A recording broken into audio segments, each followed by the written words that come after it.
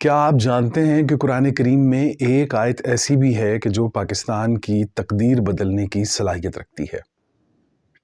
وہ آیت کون سی ہے؟ سورہ نام آیت نمبر 132۔ اعوذ باللہ من الشیطان الرجیم، بسم اللہ الرحمن الرحیم، وَلِكُلٍّ دَرَجَاتٌ مِّمَّا عَمِلُوا۔ عام ترجمہ یہ ہے کہ اعمال جو ہیں وہ درجات متعین کریں گے، اور مکمل ترجمہ یہ ہے کہ کسی بھی قوم کے اندر وہاں رہنے والی شخصیات کو اگر ان کے اعمال کے مطابق ان کو منصب عطا کر دیے جائیں تو وہاں پر کبھی بھی ناانصافی نہیں ہوتی۔ قرآن کا پیغام یہ ہے کہ عمل جو ہے وہ درجہ متعین کرے گا، منصب متعین کرے گا۔